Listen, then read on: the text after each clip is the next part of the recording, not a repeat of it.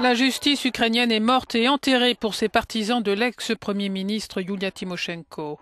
La Cour de cassation a rejeté ce mercredi l'appel de l'ancienne dirigeante. Elle a confirmé sa condamnation à 7 ans de prison pour abus de pouvoir dans la signature d'un contrat gazier avec la Russie.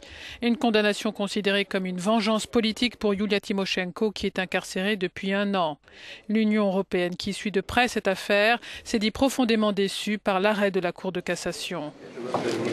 Depuis le début, nous avons rejeté l'idée que cette affaire de Yulia Tymoshenko est motivée pour des raisons politiques, se défend la procureure Oksana Drogobitskaya.